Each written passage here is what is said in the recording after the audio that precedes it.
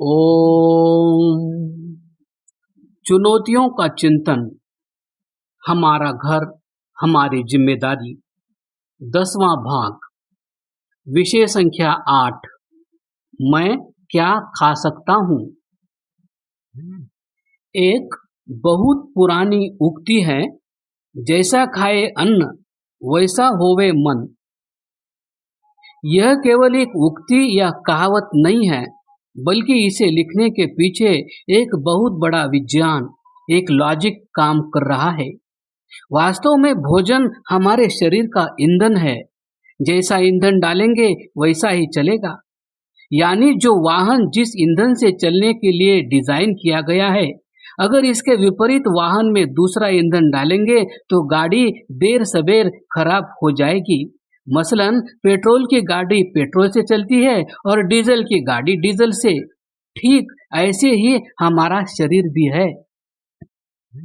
अब मन की बात करें तो एक प्रसंग से समझा जा सकता है। एक बार महर्षि दयानंद सरस्वती के सामने प्रश्न आया कि पशु को मारना तो ठीक नहीं, परंतु मरे हुए पशु का मांस खाने में क्या दोष है।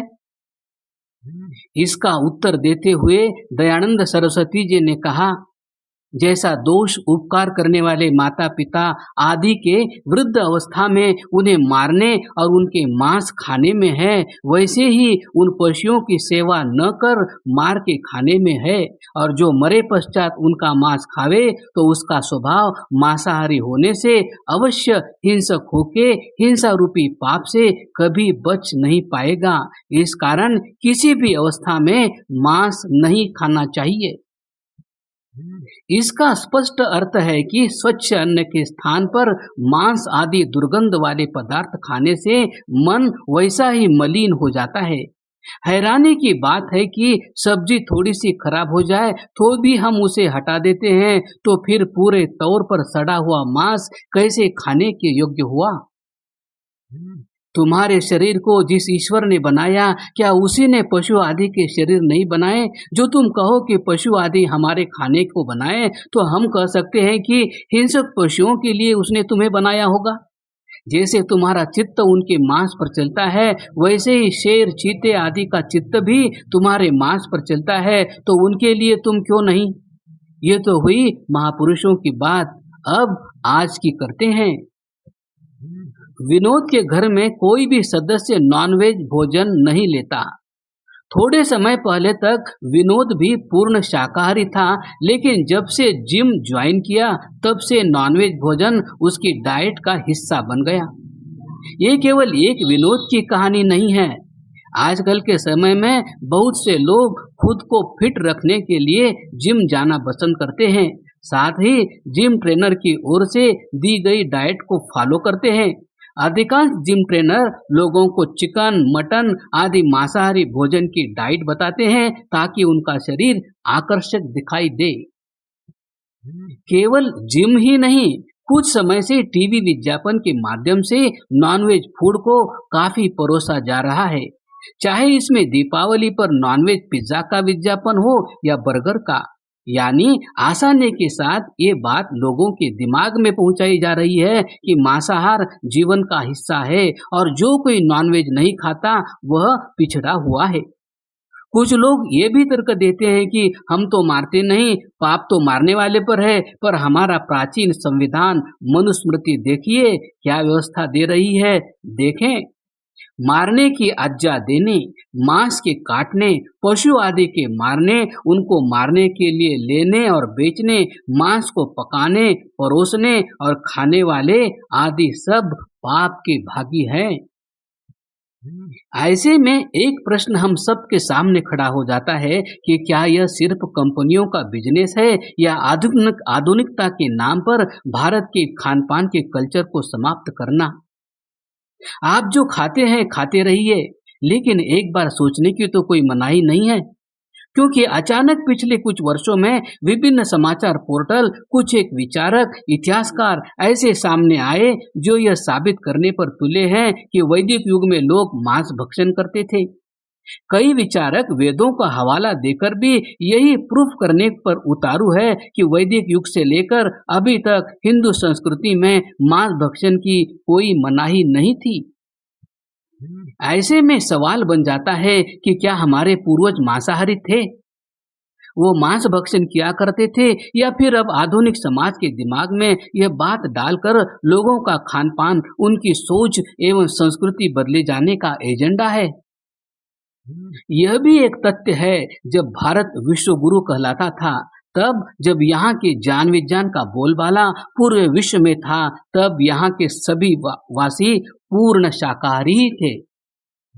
बड़े बड़े न्यूज पोर्टल लिख रहे हैं कि हमारे पूर्वज बड़े पैमाने पर मध्य पाषाण कालीन 8000 से 2700 ईसा पूर्व किफायती खाने की अवधारणा का पालन करते थे, जिसमें सब्जियां और मांस शामिल था। भारत में खाने की कुल खपत सीमित थी, साथ ही उपवास के भी अलग अलग दिन थे। फिर बताया जाता है कि 500 ईसा पूर्व में जब जैन धर्म का उदय हुआ तो इसके अनुयायी शाकाहारी हो गई। यह अमीरों और कुलीनों की पसंद थी, जो शाकाहार को अपनाकर किफायती खाना खा सकते थे। जबकि देखा जाए तो दुनिया भर में बौद्ध आज भी मांस खाते हैं, लेकिन जब चीनी बौद्ध भिक्षु और विद्वान वेनसांग 630 ईस्वी में भारत आया तो वह जानकर चौंक गया कि भारतीय बौद्ध शाकाहारी थे। वे मठों में दिन में कई बार बड़े चाव से खाना खाते थे और दिन भर चावल का माढ़ पीते रहते थे। इसके अतिरिक्त जब पश्चिम एशिया से मेसोपोटामिया के लोग सिंधु घाटी में हड़प्पा सभ्यता का दौरा करते थे, तब तला हुआ बैंगन खाते थे। साथ ही इसे अपने घर ले जाते थे और इसमें दही डालकर खाते थे। आज इसे ईरानी भूरानी बैंगन कहा जाता है।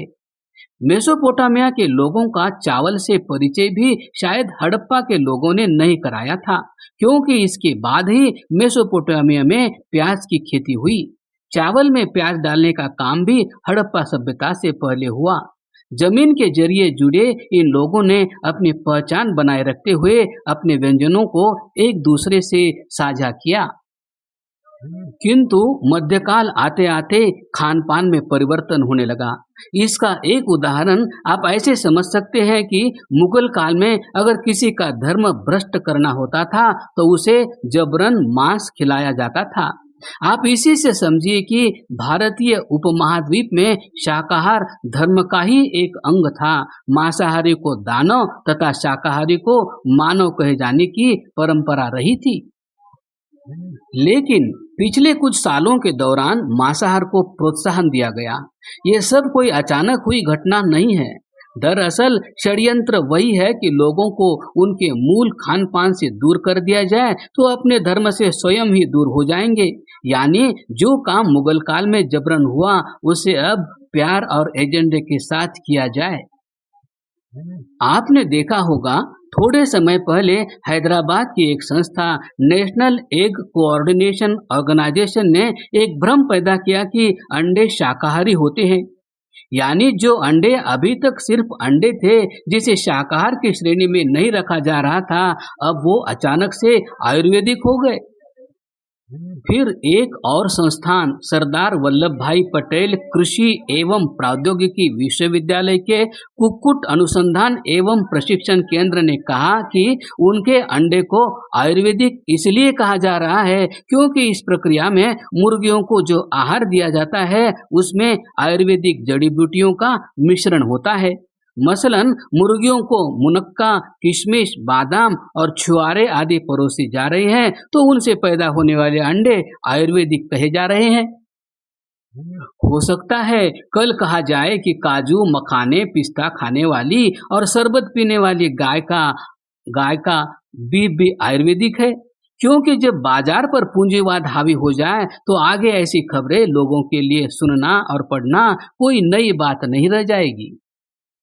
जबकि आयुर्वेद हमारे ऋषि मुनियों और संतों का एक बहुत बड़ा विज्ञान है, ज्ञान है, जो हजारों वर्षों से हमारी संस्कृति की सेवा करता आ रहा है। ऐसे आयुर्वेद का मखौल उड़ाने वालों को कतई भाव नहीं दिया जाए, उनका भरपूर प्रतिवाद किया जाए।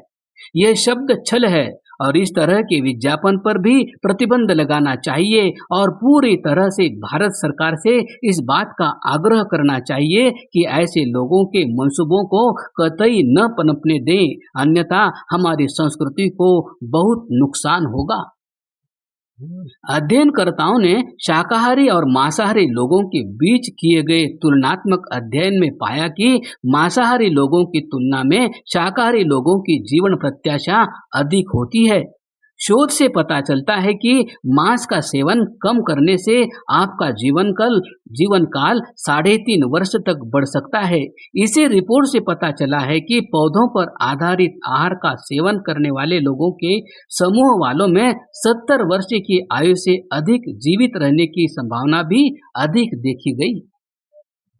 अध्ययनों से पता चलता है कि शाकाहारी चीजों यानी पौधों से प्राप्त खाद्य पदार्थों के सेवन की आदत शरीर के लिए आवश्यक पोषण तत्वों की आसानी से प्राप्ति में सहायक होती है। साथ ही इससे कोलेस्ट्रॉल और ब्लड शुगर जैसी समस्याओं के बढ़ने का जोखिम भी कम होता है।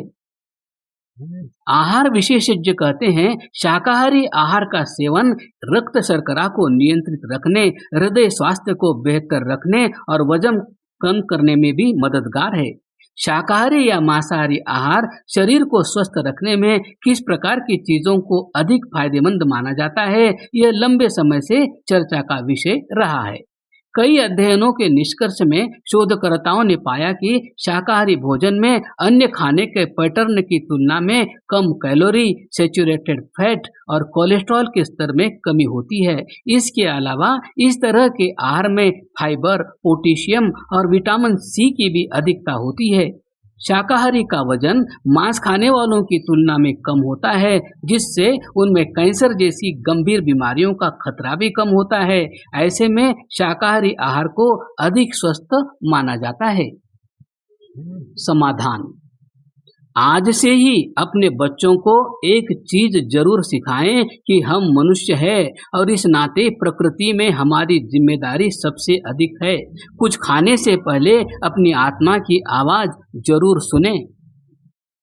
नॉनवेज को बंद करें या आहिस्ता आहिस्ता इसका सेवन कम करते जाएं। फास्ट फूड को भी सीमित करें, भयंकर विष का प्रभाव रहता है।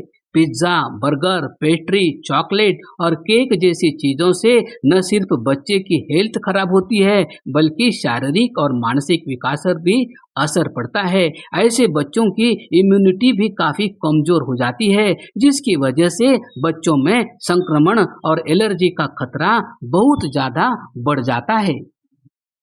भारतीय पृष्ठभूमि पर बने तैयार खाने की आदत बचपन से डालें। बच्चे को सही विकास के लिए डाइट में कुछ शुद्ध शाकाहारी व्यंजन जरूर शामिल करने चाहिए। बच्चों का पालन पोषण शाकाहार भोजन, दूध, दही के साथ करें।